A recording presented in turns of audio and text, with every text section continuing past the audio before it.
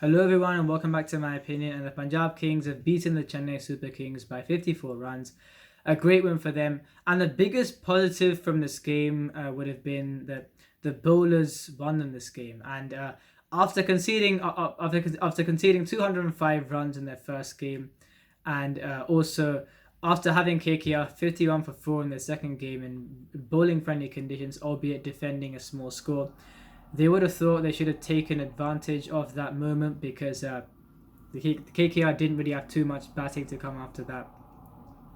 It would have been a statement win by the Punjab Kings, but you would have thought they were in the position to effect that win, and yet the bowling capitulated after that point with KKR winning at a canter.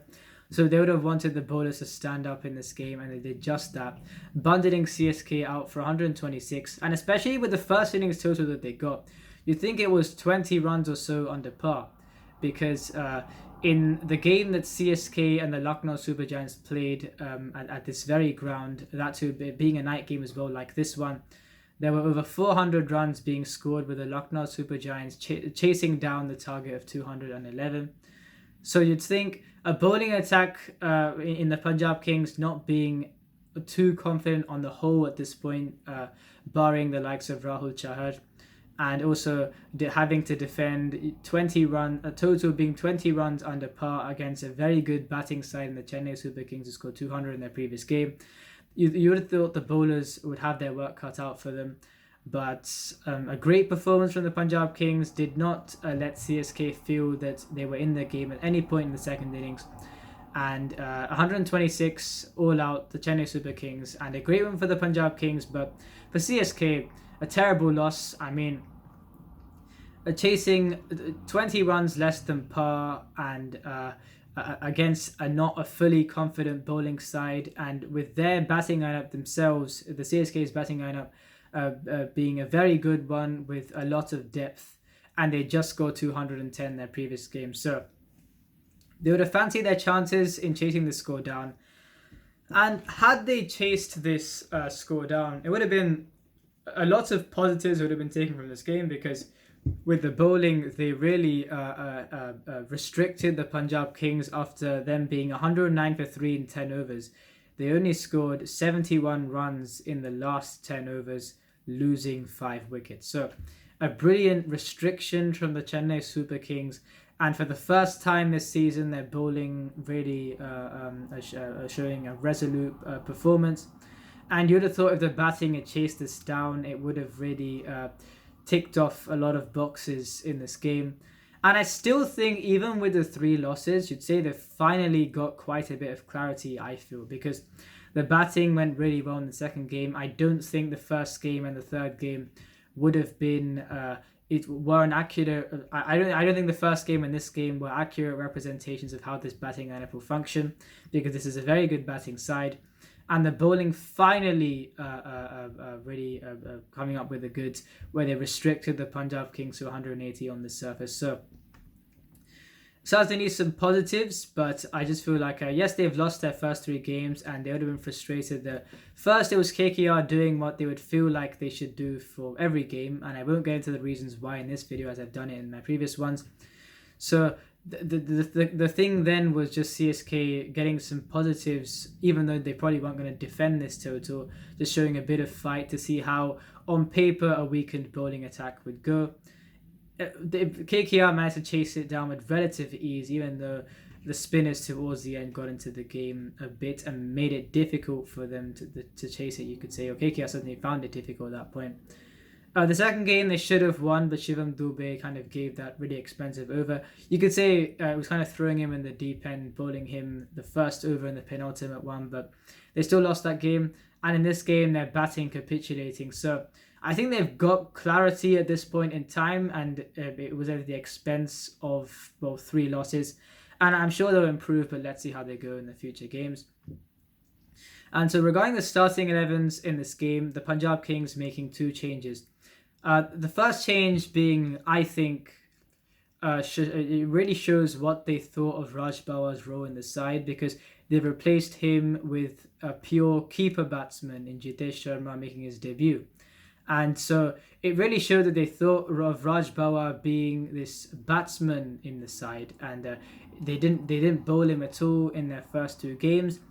And they replaced and I said they needed a power play bowler. Like I thought Sandeep Sharma alongside Arshdeep Singh in the power play, and so they replaced Harpreet Brar and Vaibhav Arora, who was outstanding this game. In fact, both the debutants were outstanding in this game. They still batted down to number 8 in the side, so those two changes didn't really affect the composition too much. And for CSK, one change: Dwayne Bravo Chris Jordan in for Tushar Deshpande, who I thought showed some positives in the first two games, but Chris Jordan came back into the side in place of him. And I know I've said death bowling specialists don't exactly do what it says on the tin, but he was certainly excellent today, and I will get to his performance in a bit. So that was the one change for CSK, and Jadeja won the toss and chose to field first. And the first wicket for him for the Punjab Kings was Mayank Agarwal. After getting a boundary off the first ball of the innings, he didn't really get too much power on this next delivery. It was quite a wide delivery, should have been put away, but because of the lack of power on the shot, it went straight to Mayank Agarwal. He kind of got a lot of wrist to the ball, not too much power though, and it went straight to Robin Uthappa. So an early let-off for Chennai Super Kings, and a second let-off arrived not too long afterwards, because before I talk about this dismissal, Rajapaksa has played so well that you would have thought Johnny Bairstow, before the tournament started, you would have thought Rajapaksa was the backup and they would play Johnny Bairstow at that either number 3 or number 4 slot. So, and in this side, it'd probably play at number 3. So, considering that Rajapaksa has played so well in his first two games that he's kept Johnny Bairstow out of the side for this game, and you would have thought that if he had really used this opportunity, being in some really good form, he could have continued keeping Bairstow out of the side. He may still keep him out of the side because it's only been really one failure, and even then, it wasn't because of bad stroke play or anything. It was just terrible running. I mean, a stupid run out. The ball went straight to Chris Jordan. Shikhar Dhawan rightly didn't run. And some good work, Jordan throwing it to the stumps, missing, but Dhoni collecting the ball, running I think 9 meters in 1.2 seconds and disrupting the stumps. So a very good from MS Dhoni, and I think CSK had conceded 14 runs in their first 2 deliveries. Considering after 8 deliveries of the game, Punjab were 14 for 2 with Agarwal and Rajapaksa dismissed. It was a let-off for CSK, but it certainly didn't stop the runs from flowing for the first 10 overs. Liam Livingstone and Shikhar Dhawan, especially Livingstone, really being the destructive one in this partnership. 60 off 32. It's taken a while, but in his 12th game of the IPL, he was excellent with both bat and ball. I'd said before that I would have played Rajapaksa instead of him, and I would have played Bairstow instead of Livingstone, and kept Rajapaksa on the side because I thought that in his overs before this game, he'd given 27 runs in 1.3 overs, and even when he was in the form of his life in coming into the second leg of IPL 2021, he didn't really do too much, and he'd scored 2 19s in this game, and you thought it was effectively continuing more of the same as it was in the second leg of the previous season. So you thought for 11 crores, it was. I thought they overpaid for him quite a bit, and I thought that Rajapaksa instead of him and Bairstow in the side was the way that they would go. But Livingstone, he really played well today. It's taken a while, but 60 off 32 and some excellent bowling as well. And he almost took a hat trick. So yeah, I think not almost, but he really did very well in this game.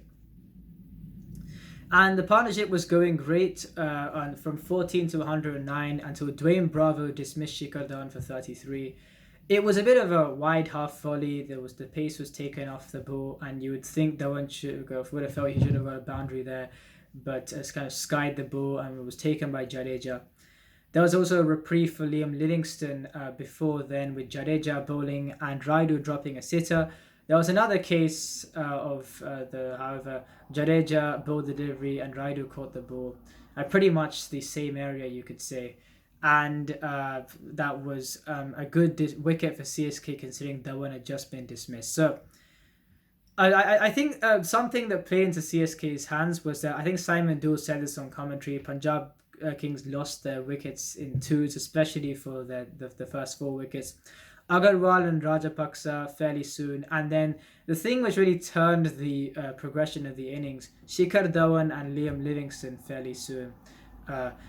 Pretty much, I think in the space of 5 deliveries, and that's really changed the course of this innings. Then wickets were lost at fairly regular intervals, and 180 for 8, you could say 20 runs under par. CSK would have been really happy with their performance because they, after 109 for 3 in the first 10, Punjab Kings only scored 71 for 5 in their last 10. So CSK, with how the attack had been going in their last 2 games, I think Chris Jordan was excellent today, 2 for 23 in his 4. Dwayne Pretorius, another excellent day for him, 2 for 30 in his 4. And this was another player who I was confused why they bought him, because I thought he was a Dwayne Bravo backup. Even then, I didn't really think that was going to work, and I didn't expect them to be playing in the same 11. And I still don't think this is an "I told you so, we knew this would happen" kind of thing. I think CSK thought he'd be a backup for Dwayne Bravo, and he's going really well now in these 2 games that he's played. So yeah, really well done from him. And Bravo didn't even have to bowl his 4th over. He was expensive in his first 2 overs, bowled a world-class last over. But I think the fact was I still felt that it was a good thing that Bravo was introduced fairly early on in proceedings, with Pretorius bowling also more. He was introduced, but then he bowled more in the second half of the innings. And Bravo still introduced more, you could say, from I think the 6th over itself. And what that did was, I said in my previous video that Bravo and Pretorius to bowl through the middle overs to get those, maybe force a mistake from the batsman, is probably the way CSK should go, because apart from them, they don't really seem to have those bowlers that can take wickets in the middle overs when the batsmen are going great guns. Jadeja, I thought, bowled better than his figures suggested. Yes, he bowled some boundary balls, but considering outside of those, he's gone for 1 for 34 in his 4. You could say that this was actually a decent performance with the ball from him, even though, there were a few deliveries which were boundary balls. But apart from that, you could say if you combine those, he's only gone for 34 runs in his 4 overs, taking a wicket of Liam Livingstone as well, which he should have got earlier than what he did. So a good performance from him, you could say. And you could say for the first time in this tournament, CSK's bowling really coming to the fore. And that was on this first innings. And there's not too much to say on the second innings. The only array of light for CSK was Shivam Dube, 57 of 30. And this is another thing where I think domestic players coming to CSK would do much better than what they did in other franchises. Shivam Dube for Rajasthan Royals and RCB before that. He played, 2 or 3 good innings combined, but he really was not settled. And I was happy they signed him, considering someone to play that finisher's role. It's a rare commodity in the auction, and he was got for 4 crores with the exorbitant prices paid for Indian players in this auction. So that was a bit of a steal considering how he's playing now. In his last 2 games, 49 of 30, deserved a half century in that game, and 57 of 30 in this game really was the only ray of hope for CSK in this innings, and he played brilliantly. I still don't think you can call him a bowling. I don't think you can call him I still don't think you can call him a batting all-rounder, because his bowling, he's been expensive whenever he's bowled. But certainly as a batsman, with the way that he hits sixes, I really think it's a great signing for CSK, and I'm really happy that they signed him. Even after the auction, I thought that he was a good signing, and I'm not surprised that he's improved playing in this franchise. And Rutraj Gaikwad, another low score for him. I think that he started off kind of not going too well in his first 2 innings in the previous season. He's not gone that well for the first 3 in this season, and I think he is vulnerable to the moving ball. I was surprised Rabada bowled in the power play again today, considering they'd got Ashdeep Singh and Vaibhav Arora on the same team. I thought that he would bowl more of his overs from the 10th over onwards, but you could say at least 3 of his overs from the 10th over onwards. He bowled 2 in the power play. And he got one ball to slightly nip away, you could say. It was a Jaffer of a delivery to Gaikwad, and he has struggled with the moving ball. Trent Ball has dismissed him quite a few times. He had another chance of Aurora, but the ball didn't carry to Shikhar Dhawan. But in this case, it carried to Dhawan, and he's not had a great start, Gaikwad, but I still think he'll come good. He's a quality player, and I think this is one of the few cases where Rabada got, when I said the whole once in a blue moon getting swing in the power play in the T20 format. But pretty much only for one delivery, he got that movement, just a bit of seam movement. And in the end, that was the one that caused the downfall of Rudraj Gaikwad. And Vaibhav Arora was excellent today. Again, they didn't really do nothing. They didn't do anything extravagant. The Punjab Kings just hit a good length. And Vaibhav Arora, I thought that played Sandeep Sharma. I'd never seen Arora bowl before. He was outstanding today, bowling 4 overs up front, 2 for 21. And by the time his overs were finished, the game was pretty much done. Ashdeep Singh dismissing Jadeja for an absolute, for a duck for an absolute jaffa. The ball seaming in sharply, and Jadeja playing the ball onto his stump. So the bowling was good, and they kept things simple, but they still bowled really well. But it wasn't 36 for 5 bowling, and that's why CSK would have been disappointed by the fact that. They would have thought that they should have really, they should have probably bowled much better in the first 10 overs, considering there was pretty much no dew in this game, and these bowlers were hitting the right lengths and extracting a lot from the surface. But CSK in their first 10 overs are giving so many runs away and got 3 wickets, for fairly. You could say for all 3 of those, the batsmen certainly shouldn't have been out there, especially for the Agarwal dismissal, the Dhawan dismissal, and the Rajapaksa run out. So 3 lucky wickets, and also considering runs and considering what the Punjab Kings were doing in these first few overs, they would have thought a bit more discipline was required in their first 10 overs. And also 180, slightly under par, you'd think, in these conditions. And yet the Punjab Kings, yes, they really bowled well, but CSK would have thought that they could get over the line. And they still shouldn't have lost 5 wickets. I feel that they still lost way too many wickets, and that's pretty much put this game to bed. But really well done from the Punjab Kings, and I don't think this is a representation of the CSK batting. I still think it's a very good batting lineup, and I'm sure they'll perform really well, but it just didn't go well for them this game.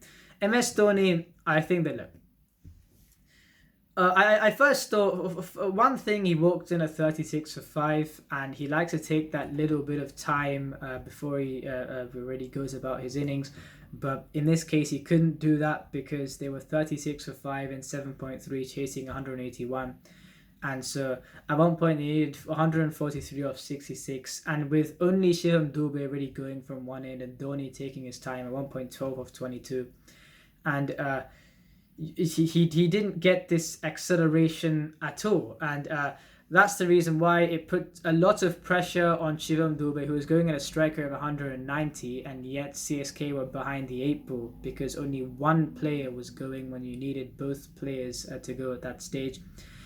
And really, it was pretty much a one-man show. And when Shivam Dube was dismissed, there was a bit of hope when Dhoni was still at the crease, but then he was dismissed by Chahar.